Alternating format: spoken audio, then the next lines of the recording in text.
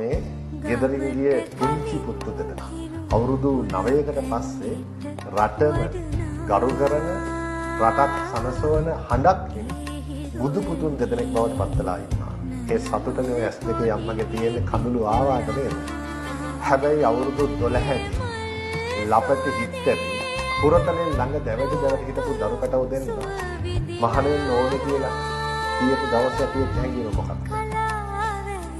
කියා ගන්න බෑ මට දුකයි.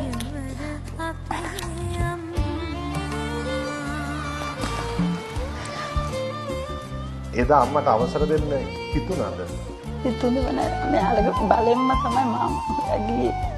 මෙයාලා දෙන්න යම් පන්සලට කතා කරනවා. තාත් පොඩ්ඩක් හිතුනේ නෑ. ඊට පස්සේ මෙයාටම සාන්තහාමුදුරුව කියලා හාමුදුරු කෙනෙක් දාන්නට වැඩි අපේ ඥාති කෙනෙක් ගෙදර. ඊපස්සේ යාගාවට තමයි මම ගියේ. ඊපස්සේ යා කිව්වා එහෙනම් අම්මේ පන්සලට එක් කරගෙන ඉන්න කියලා. ඊපස්සේ මාත්‍ර මහමන්තින් පිළිවෙලට එක් කරගෙන ගියා. මේ මහමන්තින් නායක හාමුදුරුවෝ හාමුදුරුවෝ හිටියා.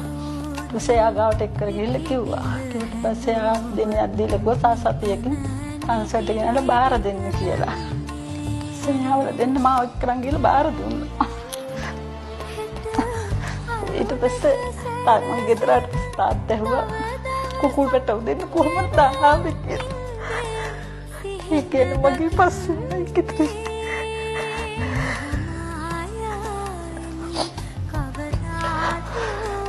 මට එදා පොඩි හාමුදුරුවෝ අර ගෙදරින් යන දවසේ එළියටවත් ආවේ නෑ. ඔව් මට ඉන්නපා කියලා කිව්වා. මම ගම් යන්න එපා ගෙදරින් මගේ පපුව පැහිලා මාව මේ වෙයි කියලා. ඒකට අම්ම එහෙම වෙන්නේ නැහැ. එහෙම වෙනනම් අනිත් හාමුදුරුවෝගේ අම්මලාටත් එහෙම වෙන්න ඕන කියලා. තමයි එහෙම කැපකිරීමක් කරපු අම්මාවරු නිසා තමයි අද සතුනක් මෙහෙම සුරකීත වෙන්නේ. දැන් අදටත් ඔය දරු දුකනේ මත් වෙන්නේ නැස්තේ. ඉන්ද්‍රානන්ද හාමුදුරුවෝ මං පුදුර පන්සලකට යවන්න එපා. යවුවොත් මට මොනෝ වෙන්නේ නැහැ කියලා. ඊපස්සේ හාමුදුරුවෝ කියන මහමන්ත්‍රීත් වීර්යයෙන් නතර කරගත්තා. මට බෑ මෙයාලා දෙන නොතක ඉන්න. සතියෙන් මම යනවා බලන්න. කෑම හදාගෙන යන හැම සතියෙම යන හැම දාම දෙට කෝල් දීලා අහනවා. ඒ හැම දෙයක්ම ඇස්සේ දැන් හිත හදාගෙන දෙන්නේ. නෑ ඒක තමයි. බණකට ගියාත් රැ වෙනකම්ම රැ 1-2 වෙනකම් කෝල් දෙනවා. ආවදාවද කොහොමද කියලා. අම්මාම තමයි. එහෙම වෙනසක් නෑ. මෙයා පොඩි හාමුදුරුවෝ දෙන්න කිව්වනේ මේ ලබන ආත්මෙන් මම අම්මා වෙන්න ඕන කියලා. ඒක සිවුර දාන්න කලින්ම මට කියලා තියෙනවා. අම්මේ කවදා හරි අම්මා මැරිච්ච කාලෙක අම්මගේ ওই මූණමද තියෙන්නේ ලබන ආත්මේ පුදුනාම අපිට දෙන්නට අඳුර ගන්න පුළුවන්ද කියලා. මේ ළඟදිත් මම ඒක කාටද කිව්වා.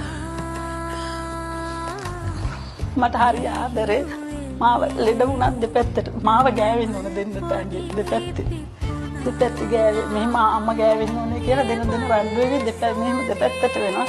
මට ලෙඩක් හැදුනත් කවදා බඩකින් යන්නේ වතුර තිබහයි ඒ ටිකක් කියලා ඉල්ලන්නේ මා බඩකින්ම මගේ ළඟට වෙලා දෙන්න දෙපැත්තට වෙලා ඉන්නවා. මා උස්ම ගන්නවද බලනවා. මෙහෙම ඇස් මේ කළ බානවා. හැන්ඩෝ ගෙනත් දෙනවා වතුර ගෙනත් දෙනවා ළඟටම වෙලා ඉන්නවා. දැනටත් එහෙම තමයි. එහෙම කෑමට බීමට ගෙදර තාමත් පොඩි කාලේ වගේ චූටි කෑම පොඩ්ඩක් තමයි කන්නේ. ගමේ දාන එක තාවත් තියෙනවා. පොඩි හාමුදුරුවෝ දෙන දානට වයින්නවා. අනේ කවදාවත් බත් කටක්වත් කන්නේ නැහැ. බෙදපු දාන මෙහෙමයි කියලා කියනවා. ඒත් එහෙම තමයි තාමත්. මම බයිනවා ඉඳගෙන මේ වයසේ උන්ට හොඳට කාලා බික. තාම බඩිනවා.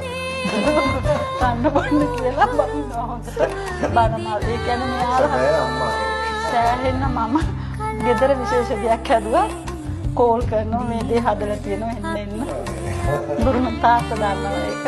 මට තමයි ගියවට සමාන දෙයක් කිව්වා. අර තාත්තා කිව්වා ඒක මේ ඕනනම් බයිසිකල් දෙකක් හරි ආරම්භ වෙන්න එහෙම කිව්වා යන්න නැතුව වහන වෙන්නේ නැතුව ඉන්න කියලා. ඉතින් මේ නෑ බයිසිකල් කැඩෙනවා අපි ඒක වහන වෙන්න ඕන. එහෙම කිව්වා. ඔව් එහෙම කිව්වා. සුබෝදහම්